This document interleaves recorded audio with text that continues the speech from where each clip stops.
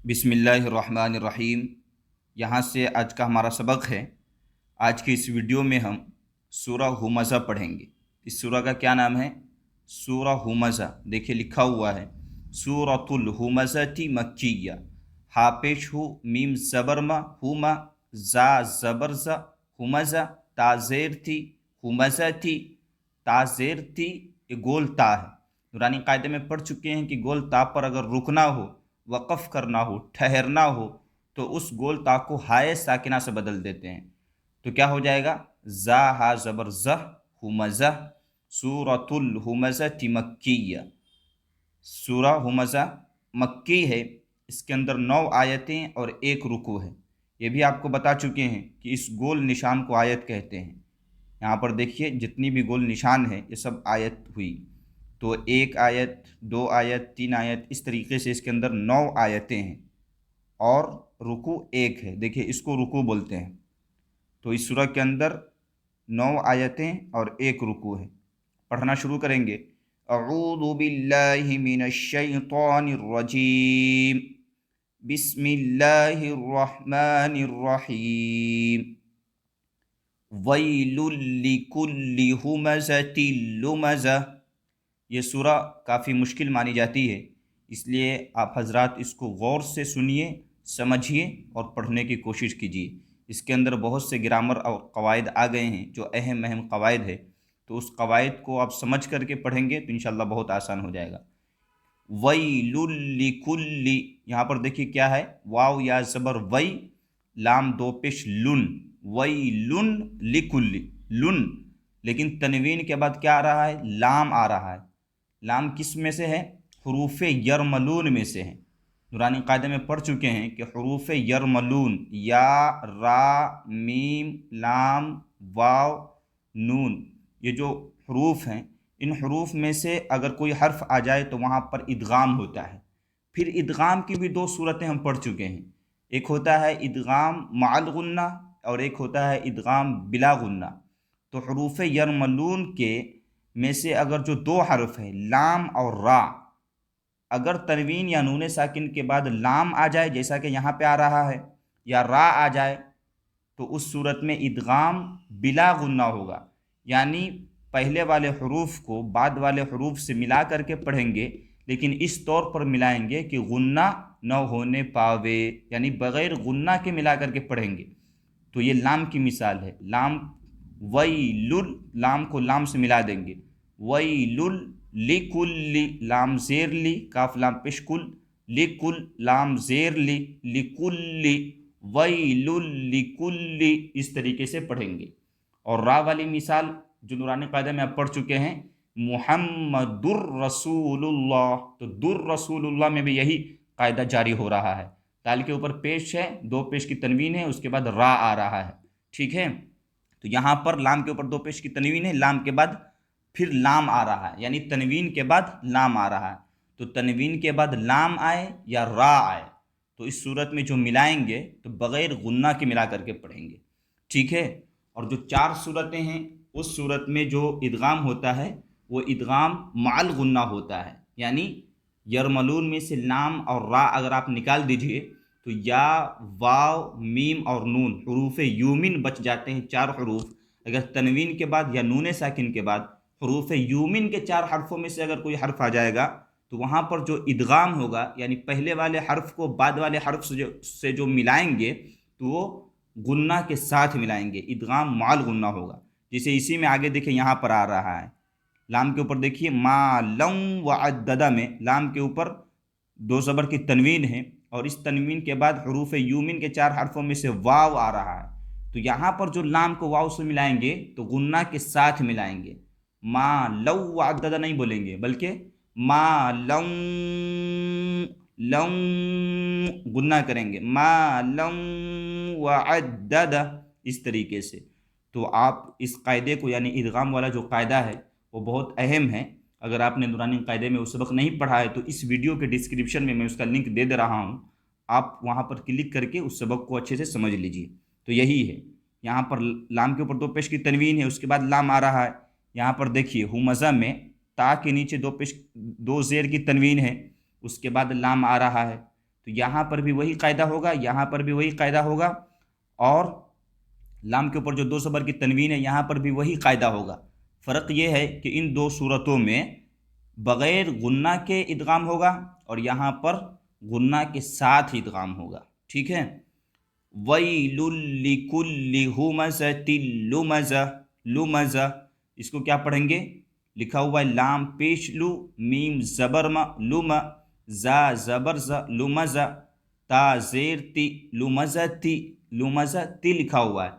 لیکن نورانی قاعدے کے وقف والے قاعدے میں ہم پڑھ چکے ہیں کہ گول تا پر اگر رکنا ہو، ٹھہرنا ہو، وقف کرنا ہو تو اس گول تا کو ہائے ساکنہ سے بدل دیتے ہیں۔ تو یہ گول تا ہا بن جائے گا اور ہا کے اوپر بھی سکون آ جائے گا، یعنی ہائے ساکنہ بن جائے گا۔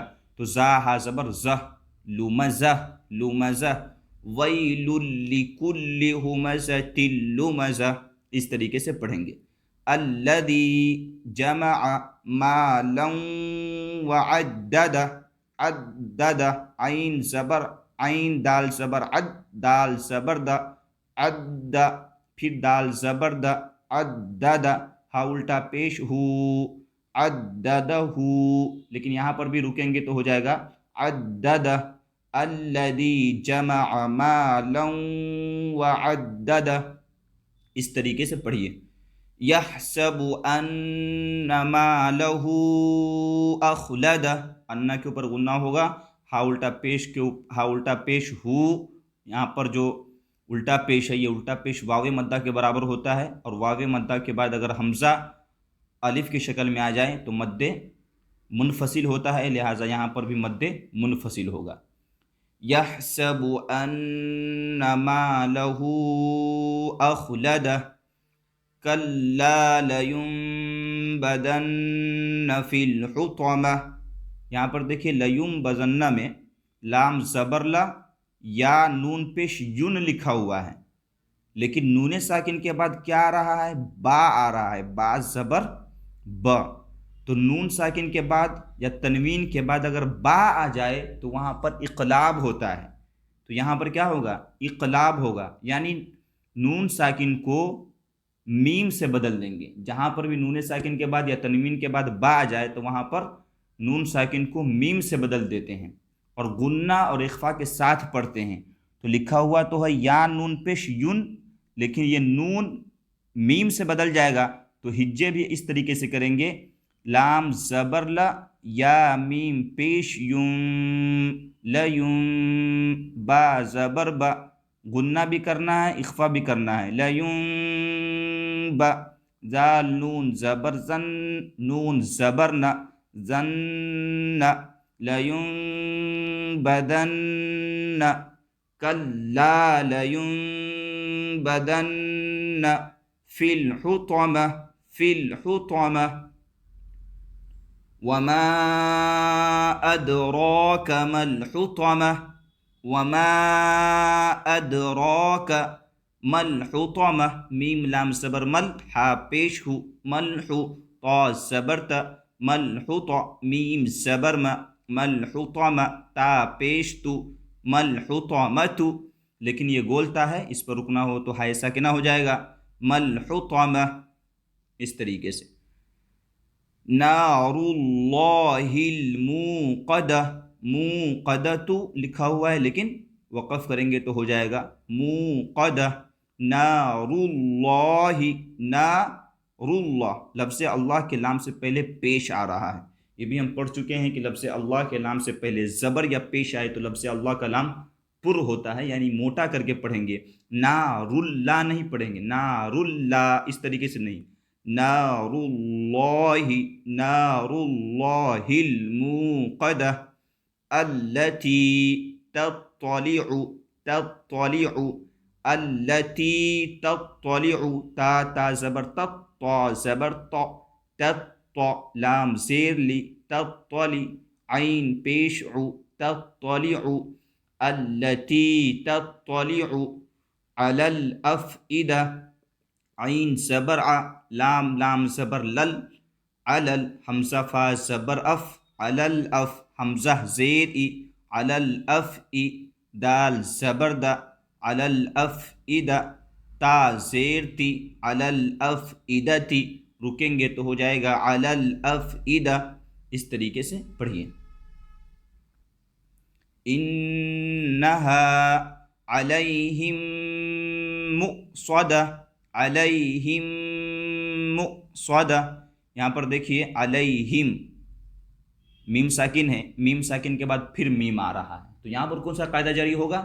میم ساکن والا قاعدہ جاری ہوگا. اور میم ساکن کے ہم 3 قاعدے پڑھ چکے ہیں: اخفاء شفوی، اظہار شفوی اور ادغام شفوی. تو میم ساکن کے بعد اگر میم آ جائے تو وہاں پر کیا ہوگا؟